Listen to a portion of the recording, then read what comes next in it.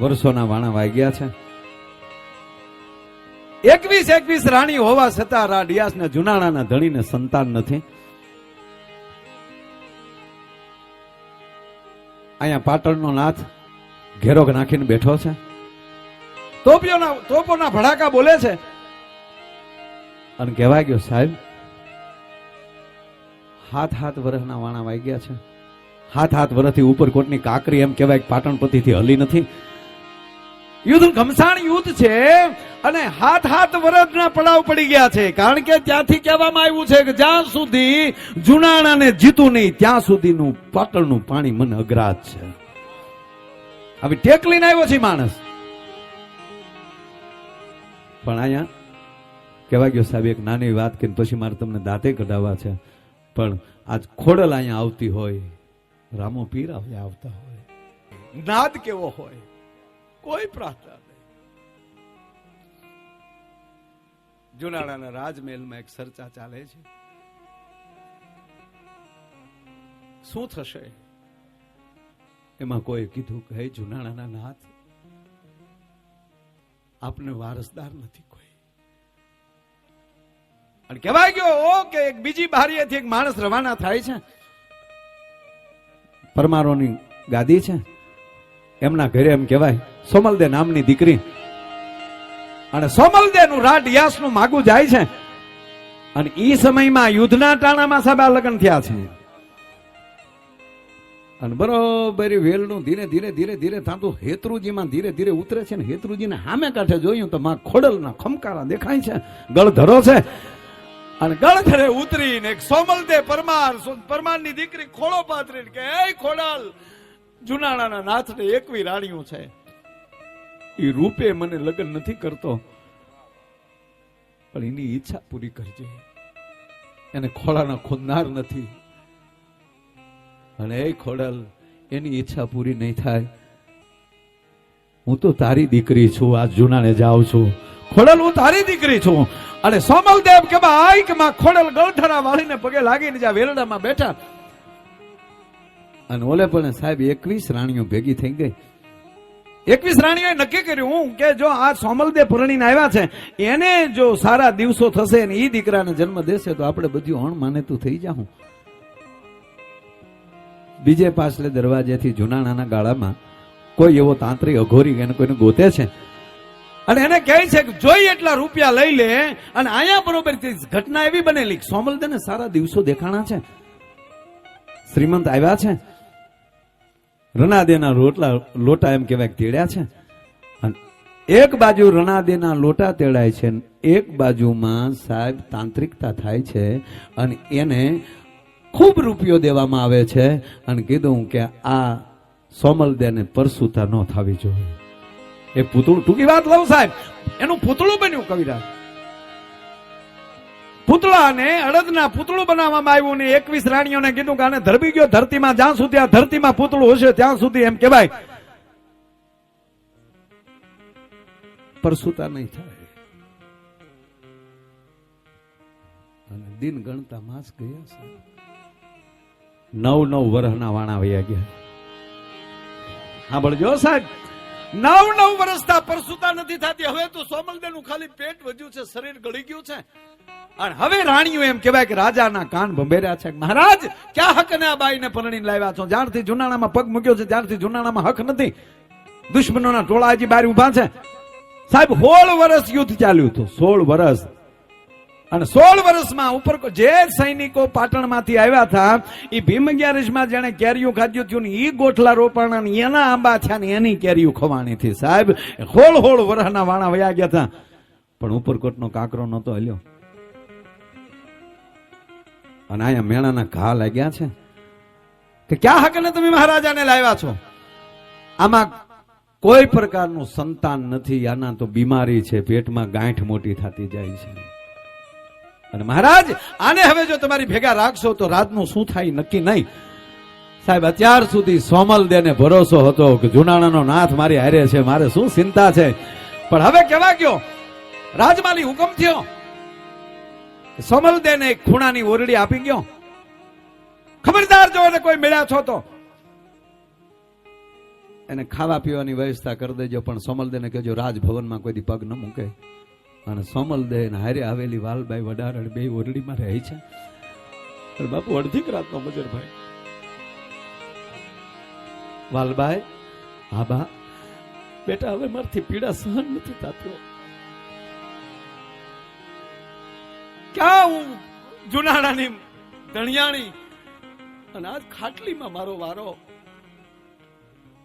અને મારી દાસી છો ને બેટા તું, કે બા તારી દાસી તો છું, પણ તારી પીડાની ભાગીદાર તો હું ન થઈ શકું, પણ તારા દુઃખની તો ભાગીદાર છું. હો બા, માને કાળજામાં હેડા પડે છે. તો એક કામ મારું કરીશ, બોલ ને બા. હવે મારી હાટું વખ ઘોળો, મારી હાટું તાળી ભરીને વખ ઘોળ બેટા, જેથી કરીને મારું આળખું પૂરું કરું. અને વાલબાઈ તાળી ભરીને એમ કહેવાય કે વખ લાવે છે, ઝેર લાવે છે, અને બે હાથ આમ ધ્રુજતા હાથે પોતાની માને આપે છે, રાજ માતાને આપે. માં તને આપું ખરી હો, પણ એક શરત, અડધું દાસી હાથું નો વઢવા દે તો તને ખોડલ ના સોગંદ છે. ખોડલ કીધું યાદ આવ્યું કે હા ગળધરે પગે લાગીને આવી વાલબાઈ, એ ગળધરા વાળી, એ ખોડલ તારો આશીર્વાદ લઈને આવીને આજ મારે વખ પીવા પડે. અને હવે મારવી તો મારજે, તારવી હોય તો તારજે, કરીને જાવ એમ કેવાય. મહારાણી જે મોઢે તાહળી મારવા જાય તા તો કાંબીને કડલાની કાણાક ખાણાક કાણાક કરતી ગળધરા વાળી આવી સાહેબ. અને કેવા ગયો સાહેબ, તાહળીને ઠપાટ મારી ખોડલે, એ સોમલ દે પાંગે તે જ ઊભી થી પણ હાથ કરી તારે આવું ને. તને જુનાણાનો પાવર હતો, જુનાણાની મહારાણી બની ગઈ હતી. અને 9 વર્ષ માથેલી વયા ગયા તો મને યાદ ન કરી, પાંગે તે ઊભી હતી. વાલબાઈ આળોટે છે બાપુ પગમાં, હા હા હા આની દાસી બની તો આજ ખોડલ ના મને દર્શન થયા. ખમા ખોડલ, ખમા ખોડલ, તને ખમા. એમાં ભીડું ભાંગવા આવી ગઈ તું. હા વાલભાઈ, અડધી રાતનો મજર ભાગ્યો છે. ઉપરકોટના કાંગરાથી દૂર દૂર ડુંગરોમાં જોવો પાટણના સૈનિકોના ભઠ્ઠીઓ હળગે છે. હવે ટાણે વાલબાઈ ને કહે છે, આ ખોડલ કહે છે, વાલબાઈ આ બા, વાલબાઈ હું ભાગશાળી છે સાહેબ. ખોડલ અરે વાતો કરવા મળી એને, કારણ કે દાસી સોમલદેની બની છે.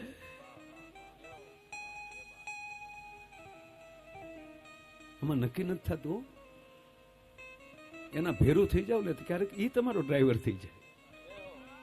એ અર્જુન, હું તારો રથ હાકીશ બેટા, ચિંતા ન કરતો, બેઠો છું હું રથ લઈને. તારા સાથે ઘોડાની લગામ મારા હાથમાં છે. આજ ખોડલે કીધું, વાલબાઈ, હા બા, જાઓ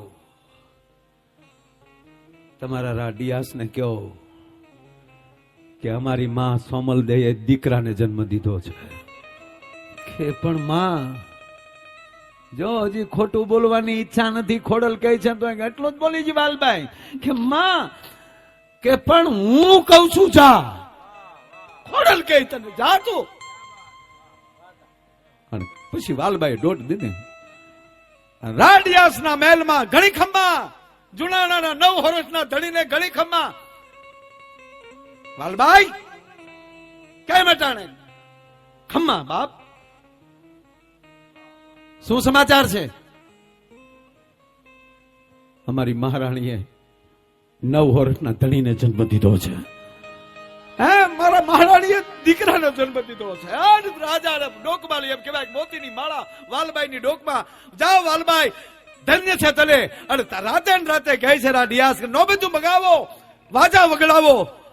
આજ મારે આગળ હોનાનો હુરજ ઉગવાનો છે સાહેબ. આયા નોબતું બડી વાગવા, ઓલી 21 રાણીઓ ભેગી થઈ ગયા, શેની નોબતું વાગે છે? કે વાલબાઈ હમણાં કેવા આવ્યા હતા કે સોમલદેએ દીકરાને જન્મ દીધો છે ને ઓલી 21 ભેગી થઈ ગયું કે આ કેદુનું દાટેલું હતું પૂતળું. કારણ કે ઓલાએ કીધું તું જ્યાં સુધી ધરતીમાં પૂતળું છે ત્યાં સુધી એમ કહેવાય કે એ સોમલદેને પ્રસૂતા નહીં થાય. એ 21 ભેગી થઈ અને જે જગ્યાએ પૂતળું દાટ્યું હતું કે આ જાય 21 ખોદી અને જ્યાં બરોબર પૂતળાને બારું કાઢવું અને અહીંયા સોમલદેએ 9 વર્ષે એમ કહેવાય કે નવઘણને જન્મ દેવો. સાહેબ તેથી અહીંયા હુયાણ નહોતી, તેથી ખોડિયારના ભેળીએ જીજો થોડે. તમે ઘટના તો કરો, ખોડલ ઊભી હોય સામે અને તેથી ખોડલે કીધું પધારો 9 હોરટલા ધડી. વાલબાઈ કે તારી મહારાણીને હવે કે 9 વર્ષે જન્મો છે. ઘણ કેતા સોમાહુ, ઘણ વીત છે, ઘણા પડશે ઘા. ઘણનો અર્થ થાય સોમાસા.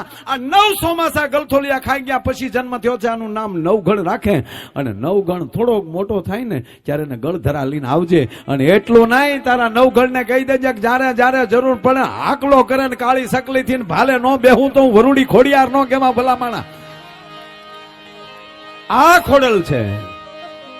હવે ઈ તમે કલ્પના કરો કે આતાભાઈ ઠાકુર બરોબર ઘોડલું લઈને નીકળે પ્રભાતના પોરમાં, ભલે ઉજા ભાણ લઉં તમારા બામણા મરણ જીવન લગમાણ રાખજે કશુંપ રાઉન.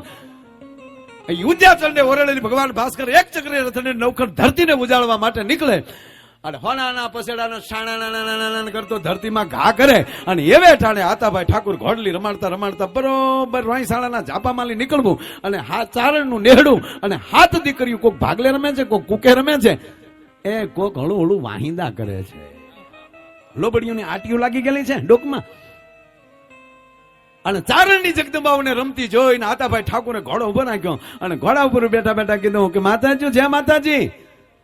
અને હામેલી સાહેબ હાથ રમતી હતી, એમાં 6 દીકરીઓએ કીધું દરબાર જય માતાજી. ઓલે હાથમી જે છે ને એ તો હજી વાંકી એની રીતે કઈક અમથું કામ કરે છે. એને સાંભળ્યું નહીં, કીધું નહીં. બીજી વાર કીધું કે આઈમાં જય માતાજી. એટલે હામાં પાછા 6 જવાબ આવ્યા કે દરબાર જય માતાજી મારા બાપ. અને પછી આતાભાઈ કીધું કે માવું માફ કરજો, તમે જે હાથ રમો છો એમાં 6 મને જવાબ આપે છે, તમે 6 મને જય માતાજી કરો છો. ઓલી હાથમાં એક નાની એવી જે રમે છે એ બેરી છે, મૂંગી છે. અને તેથી મોટી વરુડી ઉભી હતી ને એને એટલું કીધું હતું કે છે નાની પણ માની માં છે.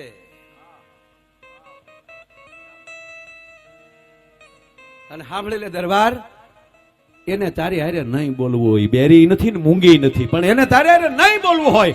એ નહીં બોલવું હોય શબ્દ છૂટવો.